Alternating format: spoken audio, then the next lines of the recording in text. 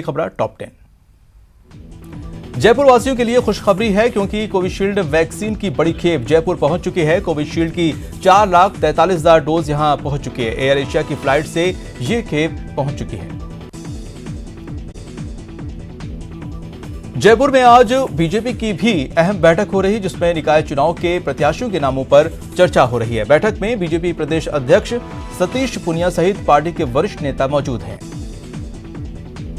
राजस्थान विश्वविद्यालय और उससे जुड़े सभी महाविद्यालयों में अब पेयजल की समस्या नहीं रहेगी। जी हां, मुख्यमंत्री अशोक गहलोत राजस्थान विश्वविद्यालय बीसलपुर पेयजल परियोजना का 15 जनवरी को वर्चुअल शिलान्यास करेंगे। 15 करोड़ रुपए की इस पेयजल योजना का डिजाइन और ड्राइंग का काम पूरा कर लिया गया है। शिलान्यास समारोह में आरयू की कुलपति राजू जैन और जलदाय के अधिकारी शामिल होंगे। जयपुर ग्रेटर नगर निगम से भाजपा का बोर्ड बनने के बाद अब समितियों के गठन को लेकर भी कवायद शुरू हो गई है। मेयर सौम्या गुर्जर खुद दावा करती नजर आ रही हैं कि हम बोर्ड गठन के 90 दिन के भीतर समितियों का गठन कर लेंगे। जयपुर ग्रेटर नगर निगम की mayor Saumya Gurjar full on action में है। सौम्या गुर्जर सांगानेर जोन के दौरे पर रही। इस दौरान उन्होंने अधिकारियों और पार्षदों के साथ बैठक कर समस्याओं पर चर्चा की। मेयर सौम्या गुर्जर ने खुद भी स्वीकारा कि दौरे के दौरान बड़ी संख्या में शिकायत सामने आई है। दौरे के दौरान अतिक्रमण की शिकायतें भी आई हैं, जिस पर मौके पर ही कार्रवाई की गई। 90 निकायों में जल्द चुनाव होने वाले हैं। ऐसे में बीजेपी ने आज 90 निकायों के लिए टिकट फाइनल कर दिए हैं। वहीं उम्मीदवारों के नाम पर माथापच्ची चल रही है। बता दें कि मौजूदा समय में बीजेपी के कब्जे में 60 निकाय हैं, जबकि कांग्रेस के खाते में 28 नगर निकाय हैं। प्रदेश के सहकारी समितियों में निर्वाचन का सिलसिला शुरू हो गया है। राज्य सहकारी निर्वाचन प्राधिकरण ने प्राथमिक दुग्ध उत्पादक सहकारी समितियों के निर्वाचन का कार्यक्रम आज घोषित कर दिया है। 2 से 8 चरणों में 7,996 प्राथमिक दुग्ध उत्पादन समितियों के चुनाव होंगे। 18 जनवरी से 31 मार्च तक निर्वाचन की प्रक्रिया संपन्न होगी। खबर कोटा से सफाई संसाधनों और सफाई कर्मचारियों की कमी से कोटा दक्षिण नगर निगम के वार्ड 67 की दुर्दशा हो गई है और स्थानीय वार्ड पार्षद भानु प्रताप सिंह ने इसको लेकर विरोध जताया। उन्होंने कचरा पॉइंट पर टिपर में भरा कचरा फावड़े से खाली किया। कोटा नगर निगम के नयापुरा इलाके में अतिक्रमण हटाओ अभियान चलाया गया। इस दौरान दस्ते ने रास्ते में खड़े ठेले वालों के खिलाफ कार्रवाई की, साथ ही दुकानों के आगे पड़े सामान हटाए। कोटा में एक बार फिर से एक बेटी दहेजदारों की भीड़ चढ़ गई। मामला जिले के जयसिंह नगर का है। मृतक महिला की पहचान अनीता के रूप में हुई है। मृतक महिला के मायके वालों ने ससुराल पक्ष के लोगों पर जहर देकर हत्या का आरोप लगाया है। कोटा ग्रामीण थाना पुलिस ने अवैध शराब का कारोबार करने के आरोप में 5 लोगों को गिरफ्तार किया है। पुलिस ने इनके कब्जे से 1.5 लाख रुपए से ज्यादा की अवैध शराब जब्त की है। 17 जनवरी से साप्ताहिक बांद्रा गोरखपुर अंत्योदय सुपरफास्ट ट्रेन का संचालन शुरू हो जाएगा। ये ट्रेन फिलहाल स्पेशल ट्रेन के रूप में चलाई जाएगी। कोटा में स्वामी विवेकानंद जयंती के मौके पर राष्ट्रीय स्वयंसेवक संघ ने साइकिल रैली निकाली। इस मौके पर न्यू पेंशन स्कीम समाप्त करने के लिए संघर्ष करने का संकल्प लिया। यात्रा का समापन आरटीओ में हुआ। कोटा में उद्यमियों का समर्थ भारत सम्मेलन आयोजित किया गया। समारोह के मुख्य अतिथि फॉरविनिक्स ग्रुप के संस्थापक वागीश त्रिपाठी रहे। समारोह में शहर के 30 साल से कम उम्र के युवा उद्यमियों ने भाग लिया। कोटा के खिलाड़ियों की फरियाद सुनने वाला कोई नहीं है। खिलाड़ियों की माने तो ग्राउंड में ब्लड डोनेशन कैंप का आयोजन करवा दिया गया। ब्लड डोनेशन कैंप के आयोजन के बाद खेल ग्राउंड में काफी गड्ढे और कचरा फैल गया है। कोटा के मेडिकल कॉलेज के न्यूरो सर्जन समेत 41 मरीजों की रिपोर्ट पॉजिटिव आई है। सीएमएचओ डॉक्टर भूपेंद्र सिंह ने देर शाम 41 नए पॉजिटिव मरीजों के सामने आने की पुष्टि की है। हालांकि एक्टिव केस करीब 500 बताए जा रहे हैं। कोटा में भी कड़ाके की ठंड पड़ रही है। उत्तर भारत में आने वाली बर्फीली हवाओं के कारण पारा लगातार गिरता जा रहा है। आज भी न्यूनतम तापमान के बारे में 0.4 डिग्री की गिरावट आई है। पारा गिरने से सर्दी का असर और तेज हो गया है। स्वास्थ्य राज्य मंत्री डॉक्टर सुभाष गर्ग ने भरतपुर दौरे के दौरान झीलरा गांव में हनुमान मंदिर पर आयोजित धार्मिक कार्यक्रम में शिरकत की। मंत्री गर्ग ने हनुमान जी की पूजा अर्चना कर खुशहाली की कामना की। इस दौरान ग्रामीणों ने उनका भव्य स्वागत किया। स्वास्थ्य राज्य मंत्री डॉक्टर सुभाष गर्ग ने आज भरतपुर के संजय नगर कॉलोनी का दौरा किया और लोगों की समस्याएं सुनी। उन्होंने पार्क के पास बड़े नाले का निरीक्षण कर नाले के सहारे 4 दीवारी निर्माण कराने के निर्देश दिए हैं। भरतपुर में आशा वर्कर्स को उचित वेतन नहीं मिलने और परमानेंट करने को लेकर बवाल मचा हुआ है। आशा वर्कर्स ने अपनी मांगों को लेकर अधिकारियों को ज्ञापन सौंपा। भरतपुर के बयाना में चोरों का आतंक इस कदर बढ़ गया है कि चोर आम लोगों के घरों के साथ साथ कोविड सेंटर को भी अपना निशाना बनाने से नहीं चूक रहे हैं। मामला बयाना थाना क्षेत्र में स्थित कोविड केयर सेंटर का है, जहां चोरों ने केंद्र में रखे LED टीवी पर अपना हाथ साफ कर दिया। भरतपुर में एक बार फिर से तेज रफ्तार का कहर देखने को मिला है। मामला डी कामा सड़क मार्ग का है, जहां एक तेज रफ्तार डंपर और कार की आमने सामने भिड़ंत हो गई। इस हादसे में कार में सवार 5 लोग गंभीर रूप से घायल हो गए। भरतपुर में लखनपुर थाना पुलिस ने हत्या की कोशिश के एक आरोपी को गिरफ्तार किया। एक महिला ने आरोपी शिव सिंह के खिलाफ मामला दर्ज करवाया था। भरतपुर के बयाना रुदावल रोड पर सूपा गांव के पास 2 बाइक की आमने सामने भिड़ंत हो गई। इस हादसे में दोनों बाइक सवार गंभीर रूप से घायल हो गए।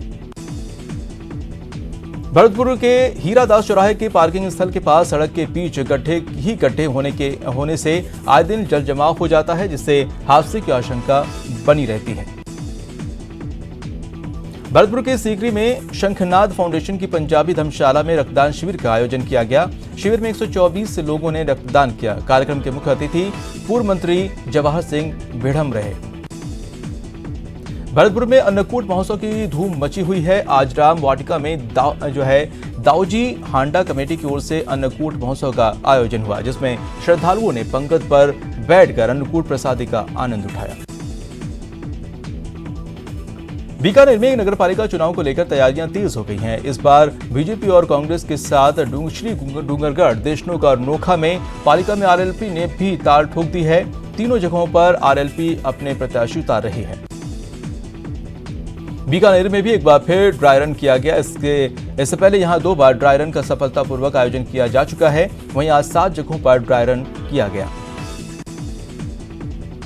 बीकानेर में पिकअप और ट्रक की टक्कर में एक व्यक्ति की मौत हो गई है, जबकि 5 लोग घायल हो गए। यह हादसा जामसर थाना इलाके में हुआ। हादसे के बाद सड़क पर जाम लग गया, जिससे कड़ी मशक्कत के बाद खुलवाया गया।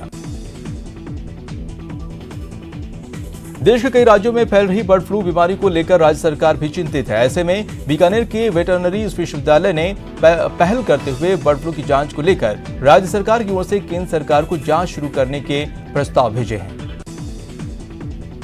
बीकानेर के PBM अस्पताल में बेटी बचाओ बेटी पढ़ाओ कार्यक्रम के तहत 21 नवजात कन्याओं को बेबी किट का वितरण किया गया। वहीं इन कन्याओं को जन्म देने वाली माताओं को भी सम्मानित किया गया। अजमेर नगर निगम चुनाव को लेकर सरगर्मियां तेज हो गई हैं। इसके साथ ही बीजेपी ने आज से घर घर प्रचार अभियान शुरू किया। मेरा प्रत्याशी मेरा परिवार के स्लोगन के साथ बीजेपी ने इस अभियान की शुरुआत की। अजमेर नगर निगम चुनाव में इस बार RLP भी कूद गई है। बीजेपी ने नाता तोड़कर पार्टी निगम चुनाव में अपने उम्मीदवार उतारकर जनता के सामने तीसरा विकल्प के रूप में सामने आई है। पार्टी की ओर से आज अपना घोषणा पत्र भी जारी कर कई वादे किए गए हैं। अजमेर में खानपुरा इलाके के किसानों की फसल बर्बाद होने के बाद किसानों ने आज जिला कलेक्ट्रेट कार्यालय के बाहर जमकर प्रदर्शन किया और फसल खराबी का मुआवजा देने की मांग की है।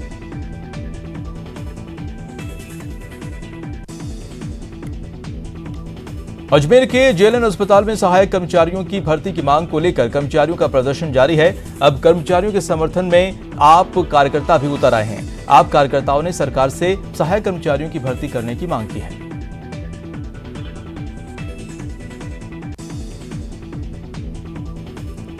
अजमेर में सरपंच संघ ने कलेक्ट्रेट पर प्रदर्शन किया और सीएम के नाम कलेक्टर को ज्ञापन सौंपा। उन्होंने ग्राम पंचायत को मिलने वाली राशि को पीढ़ी खाते में जमा करने का विरोध किया। उन्होंने पंचायत कार्यालयों में तालाबंदी की चेतावनी दी है। पूर्वांचल जन चेतना समिति के संरक्षण और अजमेर के लोकसभा प्रत्याशी रहे रिजू झुनझुनवाला के जन्मदिन के अवसर पर तीर्थ नगरी पुष्कर में कई कार्यक्रम आयोजित हुए। इसके तहत अंतर्राष्ट्रीय संत दिव्य मुरारी बापू के सानिध्य में कस्बे के नेहरू उद्यान में साधु संतों और जरूरतमंदों को कंबल वितरित किए गए। पुष्कर पुलिस ने मुखबिर की सूचना पर एक युवक को एक पिस्टल और 6 जिंदा कारतूस के साथ गिरफ्तार किया है। थानाधिकारी ने बताया कि मुखबिर की सूचना मिली कि कस्बे की नई सड़क पर एक व्यक्ति अवैध हथियार लेकर खड़ा है। इस पर पुलिस की टीम ने दबिश दी तो हुलिये के आधार पर युवक को दबोच लिया गया।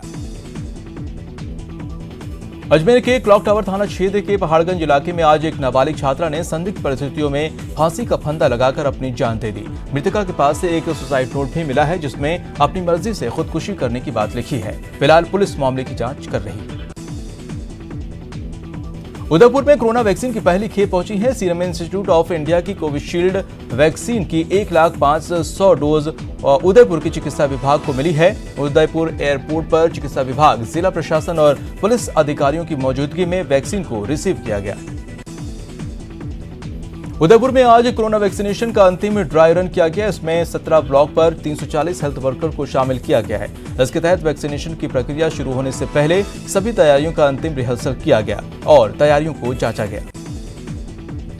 चित्तौड़गढ़ में जिला आशा वर्कर्स ने सांसद सीपी जोशी से मिलकर अमानदें बढ़ाने की मांग की है। साथ ही सभी आशा वर्कर्स को स्थायी करने की भी मांग की है।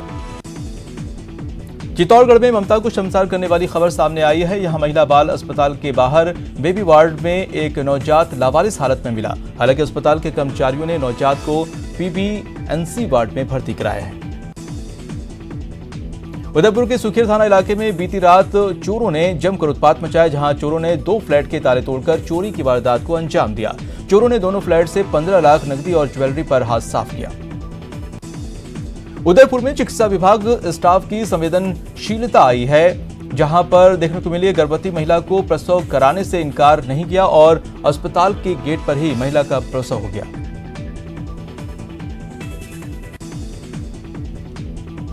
और अब चलते हैं